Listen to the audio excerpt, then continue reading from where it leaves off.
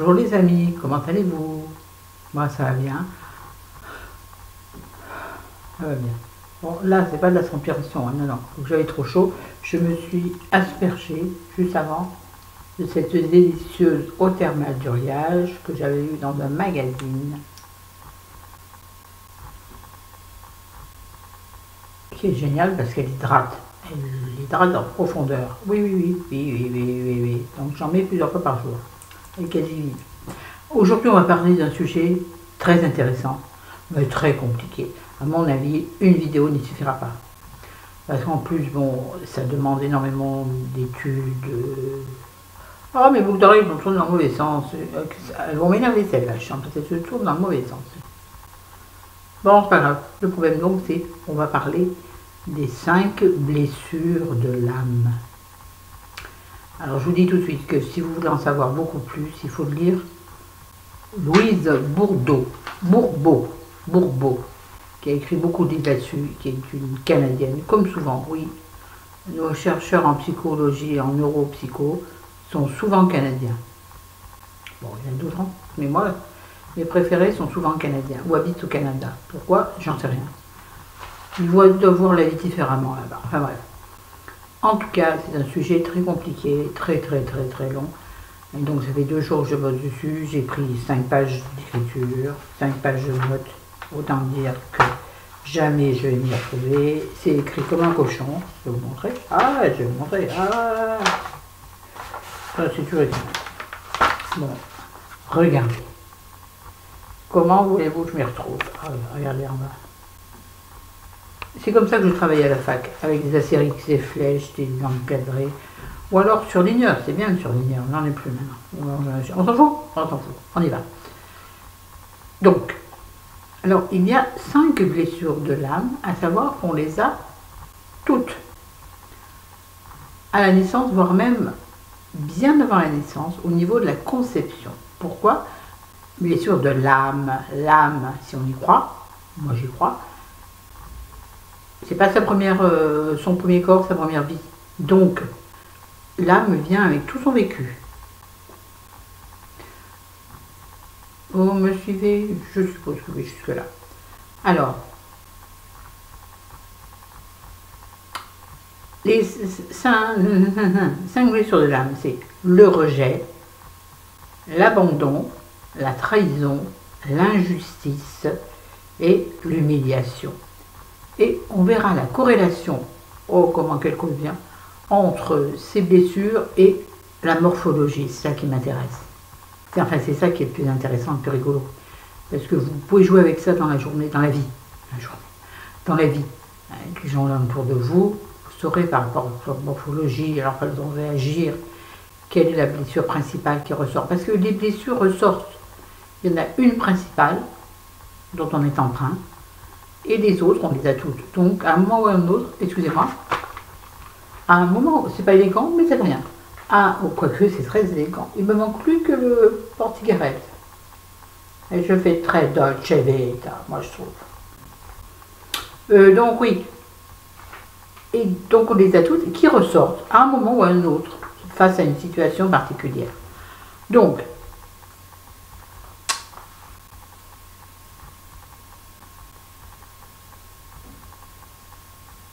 attendez, il faut quand même que je me relise. Je vais aller vite. Non, j'y arrive pas vite, j'y arriverai pas. Le rejet, c'est quand on se dénigre. Le trait principal, c'est qu'on se dénigre. On n'est jamais assez bon. On ne se trouve pas important. On se trouve nul. Voilà. Et alors, le rejet, comment on est fichu? Comment on est fichu dans le rejet? Ben, je n'ai pas noté, c'est rigolo, hein, ça commence bien. Ouais, ça commence bien. Ou alors j'arrive pas à me lire. C'est pas grave. De toute façon, moi je vous dirai dans quoi je me reconnais, vous le saurez tout de suite. L'abandon. L'abandon, c'est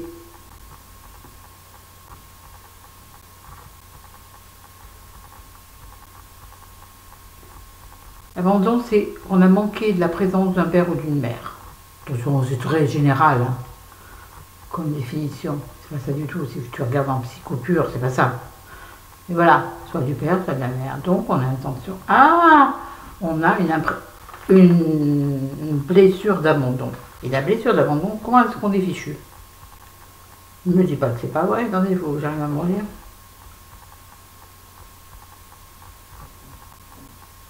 En fait, on a besoin d'être, comment dirais-je,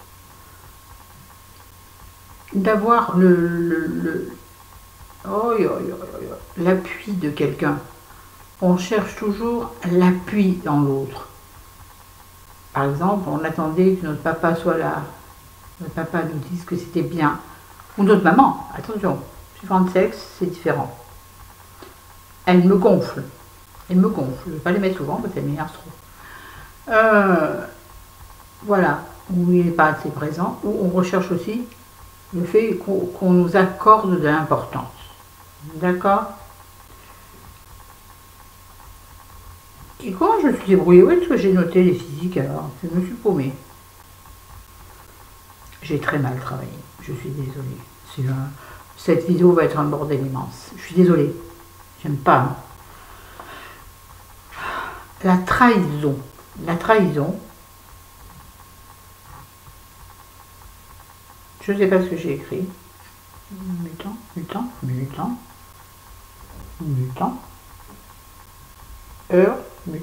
non. Je sais pas. Bon, la trahison, en général, ce sont des personnes très spirituelles qui ont beaucoup de mal à accepter leur sensualité, qui vont donc être bloquées par non mais ça se fait pas. Ah, oui, je confirme. Dans ma religion, ça se fait pas. Excusez-moi, mais j'ai obligé.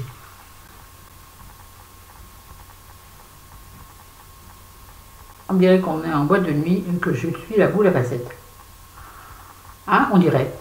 C'est comme quand on est enfant, quand on joue. On dirait que moi je suis Wonder Woman. Et on dirait que moi je transpire. C'est super.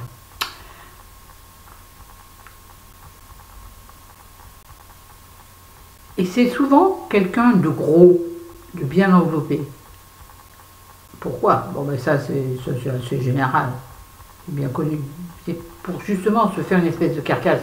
Je suis gros, on ne me regardera pas. On n'aura pas envie de moi. Sensualité, envie, plaisir, désir.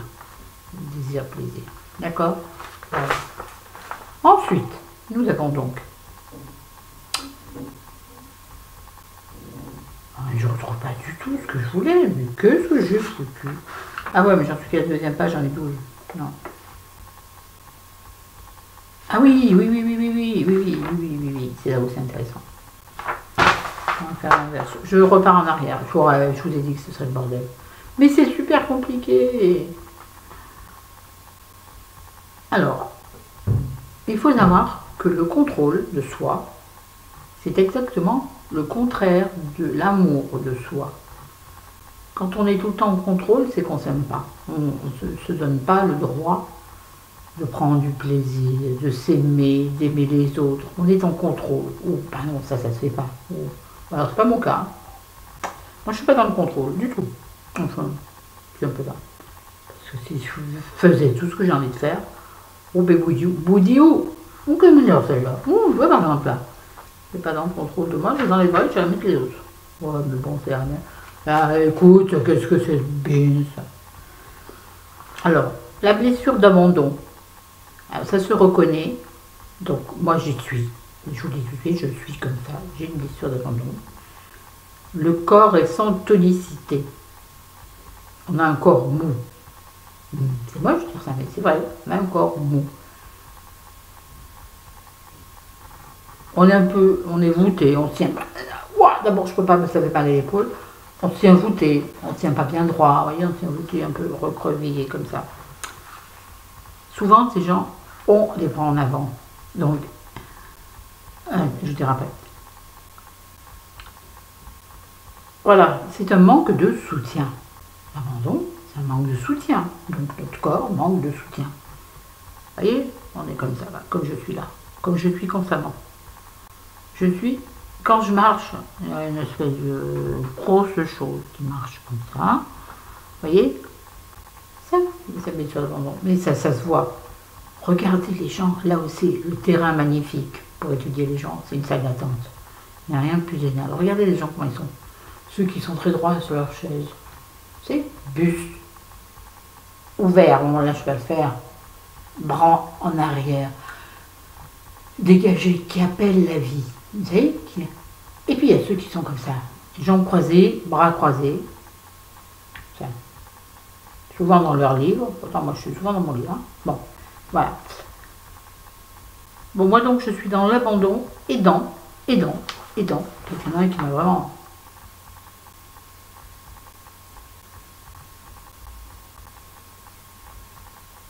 Merde, j'ai paumé. Bon, c'est pas grave, on va passer à l'injustice.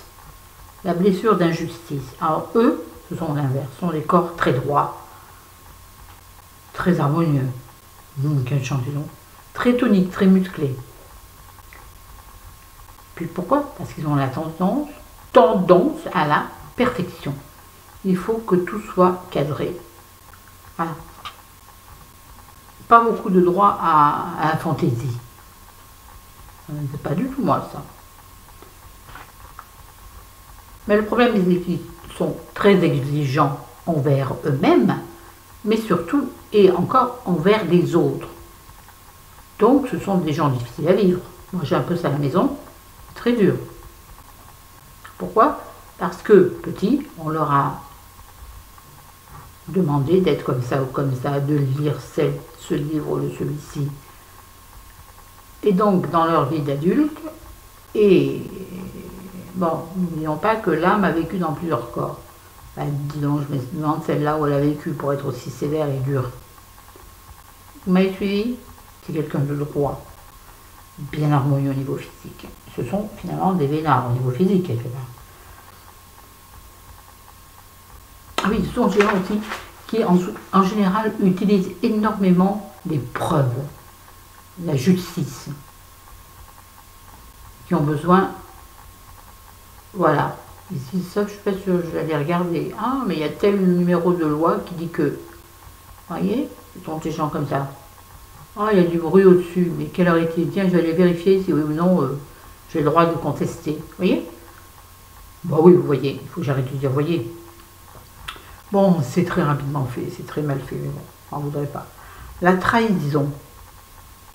Alors, la blessure de trahison, physiquement, c'est quelqu'un qui est très carré, très musclé.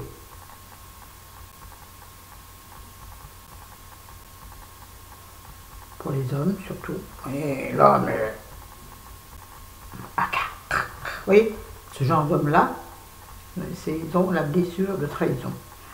Et les femmes, elles, ça sera... Ils n'ont pas de chance, les femmes, je vous jure. Ça se traduit par des hanches fortes, des fesses et des cuisses fortes. Et dames qui avaient des fesses fortes, des cuisses fortes, votre âme a été trahie. Eh oui.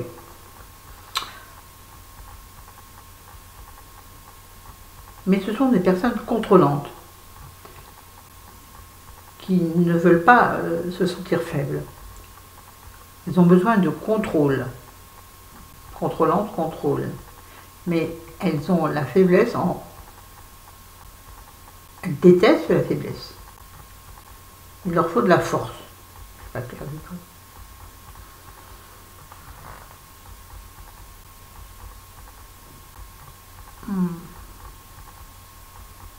Alors, attendez, mais là je n'arrive pas à me relire. Regardez comment c'est écrit là en bas. C'est illisible, hein. Voilà. Alors, la blessure de rejet. Alors c'est quelqu'un en général de très maigre, voire anorexique. Ou de très recroquevillé sur lui-même. C'est quelqu'un qui ne veut pas perdre, qui ne pourra jamais perdre de poids, qui ne prend pas de poids. C'est quelqu'un qui a les poignets et les épaules toutes fines, donc c'est-à-dire c'est pas moi. Et qui veut, attention, qui veut, pas consciemment, tout ça c'est inconscient, hein, attention, tout ça c'est inconscient. C'est quelqu'un qui veut disparaître, parce qu'il estime prendre trop de place, donc moins on le voit, mieux c'est. Ce sont souvent des gens suicidaires. C'est-à-dire que les suicidaires, attention, c'est Ben, je ne veux pas dire que les maigres vont se suicider. C'est pas ce que je dis. Je dis que, en général, les personnes qui se suicident avaient cette blessure de l'âme, une blessure de rejet. C'est-à-dire, de toute façon, je ne sers à rien, personne ne me voit, ma vie ne sert à rien, autant me suicider. Attention, on va prendre les choses à l'envers, hein, sachant que tout ça, c'est l'inconscient. D'accord? Ok. La blessure d'humiliation. Voilà, c'est là, moi aussi, je suis celle-ci aussi. La définition du corps, c'est... Enfin, la description du corps, c'est un corps tout rond ou tout enceint, en fesses, ou en hanches. Ben, c'est moi aussi. Je suis un peu toute ronde, en fait. Je suis grosse partout. Vous direz, c'est harmonieux. Bah, tu parles, Charles. Bref. Oui, donc, c'est quelqu'un qui se sent indigne. Et en général, c'est quelqu'un qui rit d'elle-même. On est d'accord, c'est bien le cas. Je ris de moi-même. Je m'auto-flagelle. Alors, c'est souvent, alors là où ça se voit tout de suite, c'est quand il y a une séparation. Ça peut être relié à la religion, par exemple. Une jeune fille qui a été éduquée d'une certaine manière et qui rencontre un garçon qui n'est pas du tout de la même religion qu'elle. Et là, c'est le drame. Il faut que l'un des deux cède. D'accord? C'est pas clair, hein, du tout. Et cette blessure d'humiliation se réveille souvent à la suite d'un avortement. Parce que je suis indigne. Parce que voilà, l'humiliation, c'est l'indignation. C'est-à-dire, je suis indigne, je ne suis pas aimable. J'avorte, mais je suis un monstre. Attention, c'est pas ce que je pense. Bien au contraire. Loin de moi cette pensée. Et bien au contraire. Mais, je suis quand même là-dedans en humiliation. C'est-à-dire que moi, de toute façon, attention, j'ai changé un peu. Mais je ne suis pas aimable. Gentil, mais pas aimable. J'ai jamais été aimable. Mais là, c'est marrant, on parle pas du père. Et pourtant, je suis très étonnée parce que moi, je mets ça en relation avec le père, qui ne fait jamais de compliments. Voilà, et qui se dit souvent, ah, mais vraiment, regarde-toi, t'es une grosse vache. Ah, mais t'es dégueulasse, dégoûtante. Oh. Et puis alors qu'il ne supporte pas l'humiliation en public. Mais c'est exact. Moi, des fois, je me regarde dans le glace, je me dis, oh mon Dieu, mais quelle grosse vache. Et là,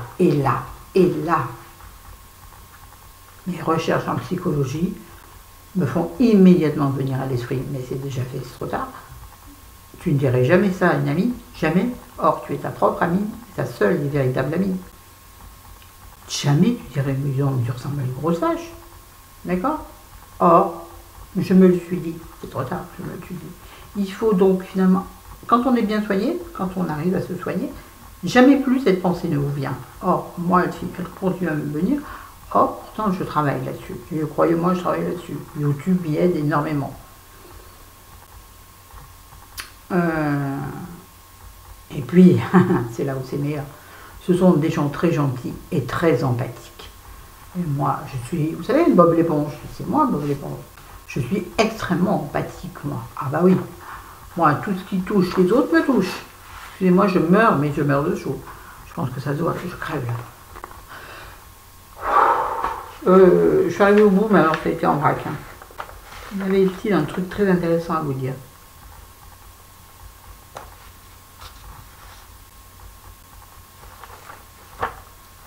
Attendez, parce que j'ai tout ce que j'ai fait avant, le pardon, tout ça. Il faut absolument que j'arrache ces pages. Le prochain cahier, il sera à spirale. Moi, j'ai pas un cahier à faire, j'ai un cahier normal.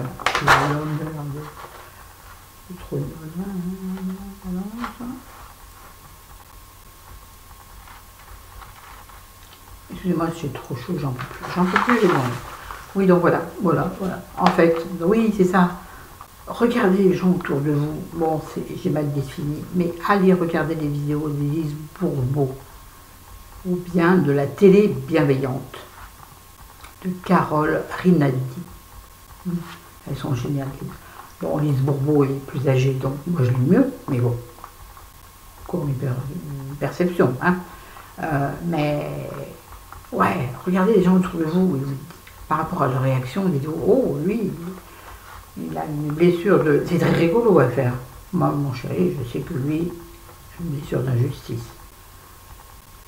Ouais, tu as raison, dès quelqu'un... En voiture, c'est en voiture. C'est génial en voiture, regardez la réaction des gens. Mon chéri klaxonne dès que quelqu'un fait un truc à bien, alors que lui en fait 10 fois plus. Donc en fait, la vie est un terrain d'expérimentation extraordinaire. Si vous prenez le temps de le faire, si vous êtes suffisamment conscient de ce qui se passe autour de vous. Sortez un peu de vous-même, vous voyez ce que je veux dire? Moi, mon fils a référé l'autre fois quand je dis, moi des fois j'ai l'impression que mon esprit sort de mon corps. Muriel Robin sort de ce corps. Vous voyez, c'est-à-dire que, par exemple, des fois je suis sur mon fauteuil et puis je me regarde à l'extérieur. C'est-à-dire je me vois, je me dis, mais franchement là, t'es avaché sur ton fauteuil. Pas autre chose un peu. Voilà, c'est ça qu'il faut faire. Arrêtez de se regarder le nombril. Regardez ce qui se passe autour de vous et analysez, c'est rigolo. La vie est un terrain de jeu en fait. Le résumé de cette vidéo, c'est la vie est un terrain de jeu. Avec ces montagnes russes, c'est toboggan, c'est balançoire, tout ça. Chérie, je me demande ce que je fous. Vous voyez, qu'est-ce que je m'en fous, en vrai.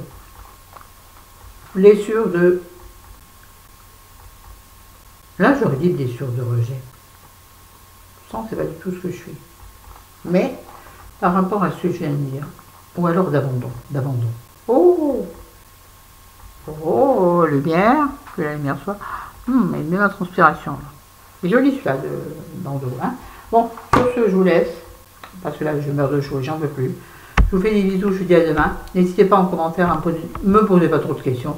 Dites-moi si vous voulez une deuxième vidéo un peu mieux faite. Et pardonnez-moi de l'approximation de celle-ci. Parce que c'est super compliqué, c'est super dur quand on n'est pas formé pour d'exprimer tout ça, mais c'est tellement passionnant. Je vous jure, si ça vous intéresse, allez voir Lise Bourbeau. Elle est géniale, cette dame. Il faut que je me trouve son livre. D'abord, il faudrait que je l'achète parce que c'est un livre à lire et à relire. Vous voyez ce que je veux dire? Mais bon, en même temps, je ne sais pas ce que j'ai envie de lire en ce moment, quoi. Là, en ce moment, je lis donc... attendez. Bon, un goût de café. Je lis les devoirs de vacances, donc.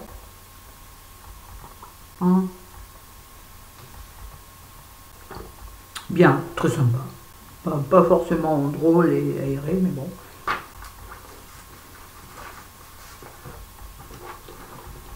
Et je continue tranquillement, je suis presque fini.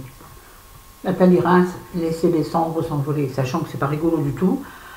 C'est même un peu lourd, donc voilà. Mais je le préfère au dernier.